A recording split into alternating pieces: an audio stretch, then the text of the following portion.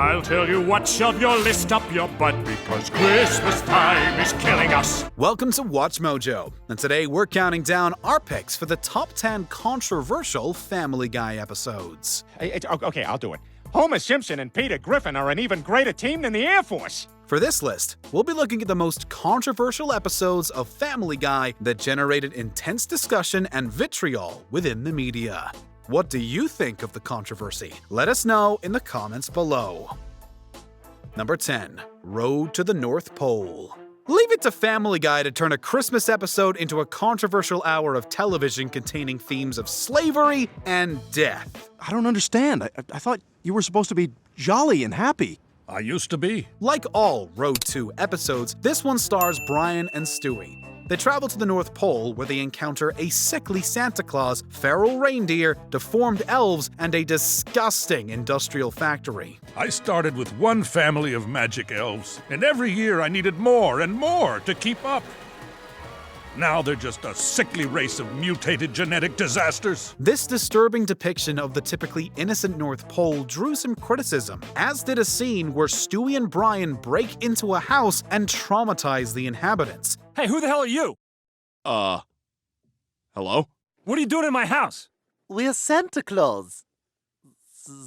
Even for die-hard Family Guy fans, Road to the North Pole can prove a little too much. We're not even Santa anymore. This has been a home invasion. Number 9. The 2,000-year-old virgin. Really, anything depicting Jesus in a non-traditional manner is bound to be controversial. Another problematic Christmas episode, the 2,000-year-old virgin sees a depressed Jesus living a lonely life in Quahog. Nice place here. This is not not too good.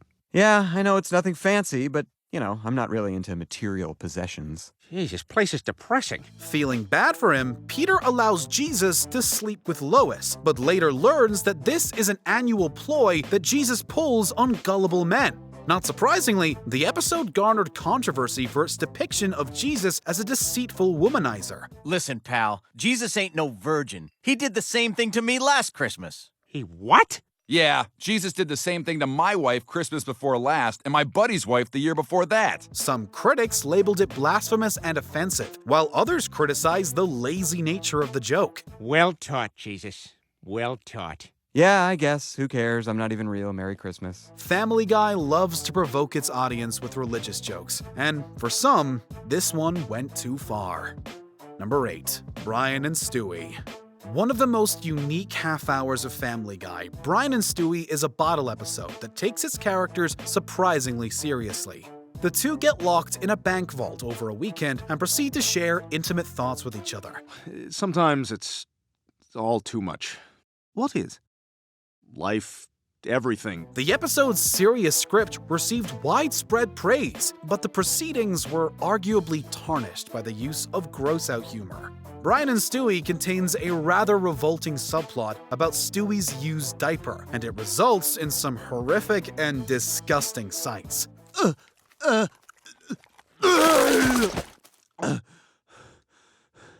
It's done. Got some dessert for you. Critics not only complained about the subplot and the resulting visuals, but they also believed it had no business being in an otherwise dramatic episode. It was my own fault for thinking I could have pretty things. I'm not having fun anymore. I feel you should know that. Number 7. A Shot in the Dark. Family Guy loves provoking its audience with intentionally controversial material. I know, sweetie, but then I realized how stupid that is. Okay, bye. You guys are my everything. This episode was inspired by the killing of Trayvon Martin and sees Peter accidentally shooting Cleveland Jr. What the hell? Hey, you! Step away from that table. See, brain fart. Window. Sorry. Hold it right there. I'm warning you. Hands where I can see them. The very concept of the episode was controversial, and some believed that Martin's death shouldn't be fodder for a satirical episode of Family Guy. The episode's content was also problematic for television broadcasters, and it was twice delayed from airing due to public displays of violence. This episode deals with a very sensitive topic, and like all sensitive topics, it generated a ton of conflicting opinions, some of which weren't so friendly. And we'd like to see Mr. Griffin held accountable for his actions. Number 6. When You Wish Upon a Weinstein. This is the legendary lost episode that left early Family Guy fans eagerly curious. Tony Robbins hungry. The story sees Peter hiring a Jewish accountant and subsequently converting Chris to Judaism, believing that it makes one successful. I'm gonna make Chris Jewish. What are you talking about? He thinks if Chris is Jewish, he'll become smart. Peter, you can't convert someone because you think it'll help their grades. The episode was originally scheduled for release in 2000, but Fox feared the public's reaction and canceled its airing. Your husband's got a good heart, Lois, but his views on Judaism are a little misguided. I'd consider it a mitzvah to educate him a little. They were concerned that the episode would be misconstrued as anti-Semitic. As a result, it didn't see the light of day until the Volume 2 DVD in September 2003. Fox's fears somewhat came to light as they were sued by the Bourne Company over the use of I Need a Jew, who claimed the lyrics were offensive and stolen from When You Wish Upon a Star. I need a Jew. The suit was subsequently dismissed. Number 5. The Simpsons Guy.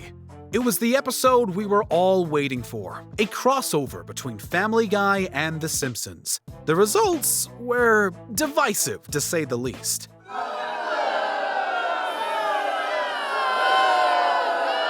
Not only did it receive mixed reviews, but it generated some controversy for its content. The Parents Television Council decried Stewie's obscene prank to Moe, calling it punchline offensive. Oh my god, that's amazing! That's the coolest thing ever! Hey, I want to try. Okay. Mo's Tavern. Hello, Mo. But this was just one example of a wider problem. Some critics believe that the episode makes for a poor crossover, arguing Family Guy's dark and provocative brand of humor doesn't blend well with the more family-friendly tone of The Simpsons. Intellectual theft! What do you have to say about that, Griffin? Go! As a result, scenes involving nudity and violence were criticized. Number 4. Turban Cowboy. By season 11, Family Guy had veered fully into offensive territory. In this highly controversial episode, Peter befriends a Muslim man named Mahmoud. I am Mahmoud. I'm Peter. You know, I never seen a hat like that before, so I'm very scared of it. No, this is just a taghiya. It's a traditional Muslim prayer cap. Oh.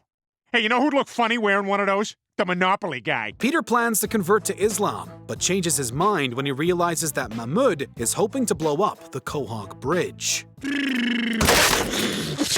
Ah! Oh my god! The episode contains a ton of violent and disturbing images, like Peter blowing up various landmarks with a cell phone and plowing his car through the Boston Marathon. That, combines with the generally offensive nature of the storyline, has made Turban Cowboy an infamous episode of Family Guy. Following the Boston Marathon incident, Fox removed Turban Cowboy from streaming services.